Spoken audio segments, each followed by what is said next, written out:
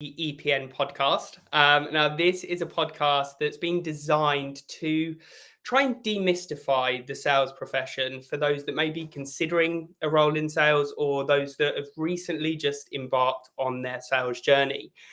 We'll look to do this by chatting with different sales leaders who can share some insights on their journey, share any tips, tricks, and generally some guidance throughout. And today, we have been joined by the wonderful Catherine Olivier, who has kindly offered to be the guinea pig for this test. So thank you very much, Catherine, for joining us. Would you like to introduce yourself and just share a little bit more about yourself? Sure, Jordan. Well, thanks for inviting me. Like I said, I'm always happy to do this. So my name is Catherine Olivier. I'm originally from the Netherlands. I will say, hence the accent. Can't get rid of it, right? But I've been living in the UK and working in the UK for the past 13 plus years now. So how do I land up in sales? I think that's the best introduction for myself to make. It was a bit of an accident. Generally, I was one of those people that didn't have the ambition necessarily to go into sales, right? So I studied law. I got my master's in law in Amsterdam, and I worked as a lawyer for many years. Trying to be like Suits or anything like that. And didn't love it. The one good thing that came out of it is I met my husband there, who was a lawyer. So we got together. He got a job offer in the UK, and he's like, "Are you coming with me?" I was like, "Yes, I'll do that." So moved to the UK. But when you're a Dutch lawyer, you can't practice law in the UK because it's different legal systems. So I had the choice, like, go back to uni, go back to study and do it all again, or go and do something different. I was like, well, you know what? Let's do something different. So I had a few conversations with recruiters, and they were like, you know what? You Dutch people, you speak Dutch, you speak English, you speak a bit of German, a bit of French. You know what? Sales might be the thing for you. So I was like, I don't know if that's for me. Never thought about it, never done anything like it. So I got recruited as an SDR for a startup Wi-Fi company. So I'm aging myself now terribly by explaining that I had to sell Wi-Fi to like schools that didn't have Wi-Fi and hotels that didn't have Wi-Fi, right? That's how long ago that is. It does mean that I learned the SDR job the hard way, like with a actual phone book and a telephone and an Excel sheet. And that was it. Indeed. Wow. I bet that was that's one way to be thrown in the deep end, right? Yes. Yes, it definitely was. But it did mean that I was really exposed to a lot of aspects in that business. Yeah. So SDRing, but AE role. I did inside sales there. I did channel sales there, right? Because it was all hands on deck, and let's try to really expand as quickly as possible. So I learned a lot in a very short amount of time. Yeah. And really got a bit of a feel for what it means to be in sales, whether that is then direct or via the channel and so on and so forth. And I loved it. I was like, wow, rolled into this, not knowing what to expect, but I really, really enjoy doing it. Yeah, indeed. So that's why it stuck. Indeed. And I think just from looking at your LinkedIn profile, that love for sales is evident. You've worked in sales development, sales, customer success, account management as well, which I'm sure has definitely shaped that perspective into, rather than focusing on those short-sighted sales techniques, thinking more about the customer lifetime value, right? Absolutely, absolutely. Because when you do all of that, you realize that you have to own the whole customer journey. Like, I know the SDR is that very first face that someone sees, right, of the company. But if you mess that up, even if they buy it, the AE has to manage it, customer success team has to manage it, and all of it needs to work together so you don't get in each other's way, right? And you like enhance each other rather than make your life difficult. Yeah, indeed. The last thing you want to do is shoot yourself in the foot or shoot that next person in the foot ahead of time. And that brings me quite nicely on to one of the next questions, which is obviously sales is at the forefront of any business or these customer facing sales roles. So we often get the brunt of those changes in buyer behaviors, changes in the industry. Yeah. Have you got any tips and tricks in keeping really adaptable and sort of being able to react quickly to those changes? Yeah, effectively doing exactly what you're saying, like keep changing, because everyone knows that what worked 6 months ago doesn't work now, or what worked a year ago will work maybe again, or something like that, right? And I've now been doing this so long that you realize that when they started doing, for instance, video, everyone was so excited. You would hold it like up a little sign with someone's name on it, and oh my god, that was like epic, and people would respond to that. If you do that now, they go, oh my goodness, probably try something different, you know what I mean? And that is the big thing, like what works for one company might not work for another, just because the target audience is different. Yeah. And what those people like might not be what other type of persona. That is something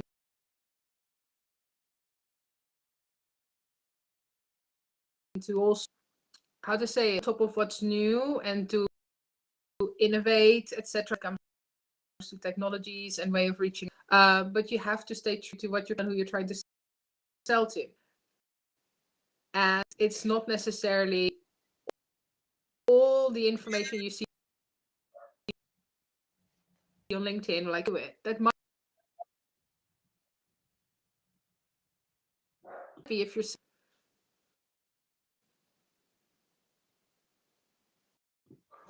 Oh, I lost you there for a second, just at the end. Can you hear me, Catherine? I th I think we've got you back. A Fantastic. little bit of lag, but I can hear. So I think what you were saying is that ability to consistently test and optimize and find out what is working for your target personas and what's going to actually cut through the noise and sort of set you apart from the rest. Exactly. Yeah. Exactly. And that is just a matter of talking to your peers, like keeping updated, like online, with what you're seeing that people are trying to do, and just trying things. Like, and I say that to my teams. It's like, don't be afraid to try something new. Please don't get stuck in what you thought was working, but keep doing new things. Yeah, yeah, indeed, Which is it's not easy, of course, and I mean, sales generally is a massively challenging profession, but one that is very rewarding. I'm sure that you've faced challenges throughout your career, early on and up until now. What's your key tip for people to maintain that positive mindset and actually overcome them challenges? I would say there's two. One thing that I was taught very, very early in my career: try to see every single thing, try to get a win out of every single interaction, right? So when you talk to someone and they say, oh, you don't need to want to talk to me, I'm not the right person, don't see that as a negative, but that's a positive, because now you know who not to talk to. And then you can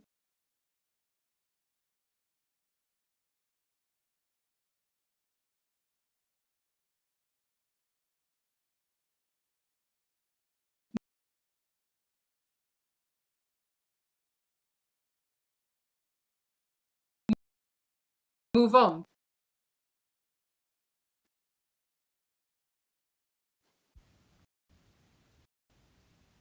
Hi.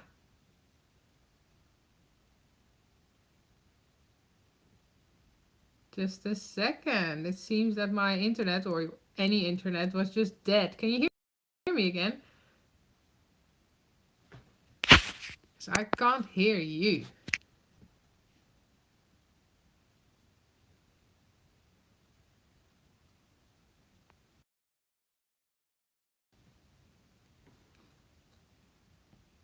Sorry, Jordan, I couldn't hear you anymore. I just saw you. Hello, can Nope. you hear me now?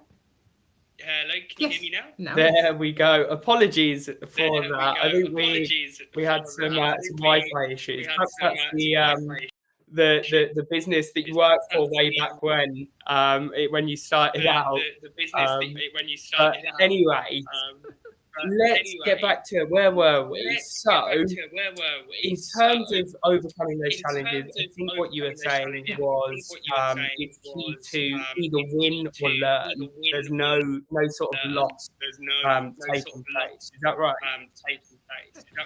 Yes, exactly. That is very nicely summarized what I was trying to say. So I think that's the one thing, and the second thing is just practice. Feared about practicing with peers or something like that, but it's just a matter of like doing it over and over again and just get really and I know that when I started, I always felt like, well, you know, every time I pick up the phone, my opener should be different because otherwise it feels so repetitive, right? Like, what will they think, my colleagues, right? If they hear me say the same thing over and over and over and over again. But then it was like, but if that's the one thing that gets me through and that's the one that's working, I should be saying it over and over and over and over again, right? So I was trying to make myself sound way more interesting by having 10 different call openers where actually I knew that there was one that really worked and I should just be doing and using that all the time, right? So don't overcomplicate things. Yeah, it's a really good point, actually. We don't have to reinvent the wheel each time, do we? No, we really do not. And our prospect doesn't know that we've said that exact same sentence 20 times before that very day, right? Exactly. So you shared a key piece of advice that you were given early on throughout your career in terms of that win and learn piece. Have you got any advice that you would maybe have given yourself when you first started working in sales?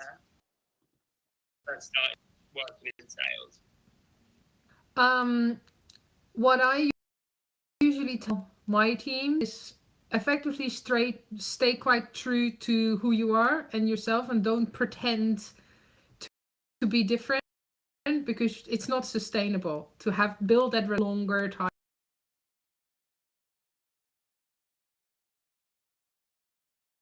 type of from people, right? And you need to have that relationship as yourself, really, and don't pretend to be something that you're not. So have discussions about your pets or about, you know, anything to really have that connection with someone and then take it from there, right? That is way more beneficial than pretending you're this absolute whiz in something super technical and you're going to help them save all this money, etc., etc. It's all nice when that comes after, but at first you need to have that personal connection with someone. At least that's for me proven to usually work better. Yeah, agreed. I think it's about laying that foundation, right, by building the rapport, as you mentioned, whether it be because you're both big fans of MotoGP or that you both like gardening, whatever that may be. Exactly. Brilliant. And I'm conscious of time. I do have one more question that I'd love to ask you. As a female leader in a traditionally male-dominated field, have you faced any unique challenges? How can the industry as a whole become more inclusive? And what steps can young professionals take to actually contribute to that? And I'm conscious that was a three-part question, so I'm happy to say, do you have an hour? I think we can break it down to two different scenarios. Like, it was different when I was an individual contributor, right? SDR, inside sales rep. As a woman there, I always felt that the expectations were lower. My prospects wouldn't expect me to know anything about the product from a technical perspective somehow because I was a woman. So anytime I would then have a discussion about something remotely technical, they would be like, oh my goodness, this is amazing, right? So in the beginning it was quite nice because you could get away with like, you know, I'm new, haha, I'm such a girl, here's my SE or my AE and they can tell you all the technical stuff. Later on, I would know the technical stuff. I would have that discussion and they would be like, wowed, right? Which I don't think they would be if it was a guy, which is really weird. But look, that's maybe back in the day, it might have changed slightly, but that is definitely a difference that I noticed.